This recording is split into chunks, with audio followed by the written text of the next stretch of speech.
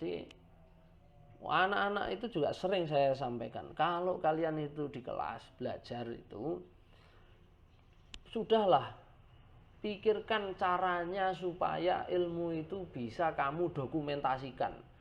Karena otak manusia ini maksimal itu hanya bisa merekam ucapan itu 10 menit atau paling banter 15 menit itu orang sudah diisi suara-suara itu sudah konsentrasinya sudah sangat berat. Maka kalau orang zaman dulu ya ditulis, orang zaman dulu ditulis, buku catatan ditulis. Gitu. Ulama-ulama zaman dulu juga begitu, metodenya begitu. Gurunya mengucapkan kalam hikmah atau mengucapkan riwayat-riwayat terus kemudian ditulis. Imam Bukhari, Muslim, Tirmidzi, Abu Dawud juga begitu. Nah sekarang misalnya saiki ki nulis aras-arasen tulisannya elek engko bar ditulis pirang-pirang lembar diwaca neh ya ora iso. Sekarang kan sudah zaman kemajuan. HP iki aja dienggo nang kelas iki tinggi WA-an karo koncone, dosene lagi nerangne, dosene lagi jelas nih sampai muntuk. Mahasiswane WA-ane. Akan lebih baik kalau HP itu kamu gunakan untuk merekam apa yang dijelaskan oleh dosenmu itu. Diskusi-diskusi teman-teman yang lain itu saling bertukar ide, bertukar pikiran itu direkam. Terus nanti didengarkan lagi. Saya dulu punya teman mahasiswa, sekarang juga jadi dosen juga di IAIN, saya tidak sebut namanya. Dia satu kelas dengan saya. Ketika di kelas itu dia itu selalu ngantuk dia. Memang orangnya ngantuan. Itu orangnya ngantuan itu kalau di kelas. Tapi di depan dia sama dosen tidak diapa-apakan. Ya karena di depan apa namanya di depan mejanya itu dia kasih dulu belum HP belum secanggih sekarang. Jarang-jarang HP bisa dipakai ngerekam, pakai MP3 itu, kecil. Segini kecilnya itu, kecil sekali. Itu dipakai untuk merekam penjelasan dosennya. Nanti begitu sampai rumah didengarkan lagi. Sehingga ketika diskusi tukar pikiran itu ya nyambung karena dia ngerekam gitu. Dia ngerekam. Nah, ada orang itu yang memang orang kemampuannya beda-beda. Ada orang yang sekali dengar itu langsung hafal itu ada. Ada orang itu yang diulangi 10 kali tidak paham-paham. Makanya harus siap-siap rekaman supaya dosennya itu tidak capek-capek ngulangi lagi gitu. Jadi penting sekali. Terus gagasan kita itu kalau tidak segera kita tulis, gagasan sebesar apapun dia akan mati. Jadi ketika orang itu punya gagasan besar tidak ditulis, kalau dia mati, siapa yang bisa membaca isi kepalanya itu? Maka gagasan-gagasan yang bagus, gagasan yang besar itu ditulis.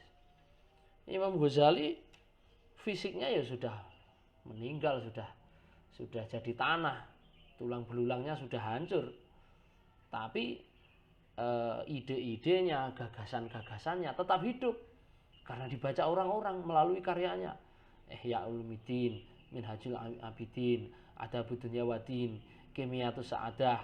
Semuanya menggambarkan isi pikiran dari Imam Ghazali. Nah, misalkan Imam Ghazali berbeda pendapat dengan Ibnu Rus dan Ibnu Sina. Coba apa gagasannya Ibnu Sina? Kita bisa baca Ibnu Sina di konsep metafisika wujudnya, di filsafatnya Ibnu Sina, juga di gagasannya terkait ilmu kedokteran. Kita bisa baca di Al-Qanun fit Thib. Ada kitab apa lagi punyanya Ibnu Rus? Ada kitab Bidayatul Mujtahid.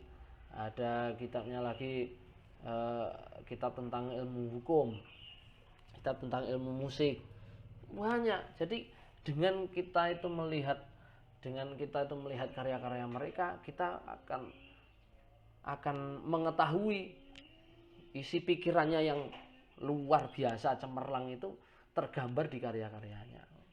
Lelek wong alim, wong pinter ki menang. hanya diam aja tidak nulis juga. Kalau orang dulu ya yang disebut mendokumentasikan ilmu itu ya dengan menulis itu. Zaman urung enek rekaman, dadi wong lek mung ceramah ae ora direkam. Ceramah ora direkam lho, begitu dek mati ya wis sampai ngono lho. Sing ngrungokne ya wis saya mati ya sudah. Maka pikiran, ide-ide, gagasannya akan terkubur semuanya. Sahabat-sahabat Nabi juga begitu. Sebetulnya sahabat-sahabat Nabi itu ya banyak yang yang punya gagasan, ide cemerlang, tetapi karena banyak yang tidak menulis ya sudah terkuburlah gagasan-gagasan cemerlang mereka. Kalau sahabat-sahabat yang menulis, yang memiliki catatan, punya dokumentasi atau segala tingkah lakunya didokumentasikan, ya kita akan bisa melihat betapa cemerlangnya gagasan mereka. Nah, jadi awakmu misal kamu itu punya gagasan ilmu yang bagus, itu tulislah. Kalau kamu itu mendapatkan ilmu yang sekiranya penting dari dosenmu, tulislah. Ojo males-males nulis untuk kalian itu. Oh, nulis status sampai pirang-pirang lari iso nulis pengetahuan gitu saja enggak bisa gitu. Oke, itu mungkin yang bisa saya sampaikan dari urgensi menulis ilmu pengetahuan. Ya, mungkin ada banyak hal yang belum tersampaikan. Silahkan bisa didalami, dielaborasi sendiri. Saya kira pertemuan kali ini saya cukupkan. Ada kurang lebihnya mohon maaf. Hadanallahu wa iyyakum wa lahum minkum. Wassalamualaikum warahmatullahi wabarakatuh.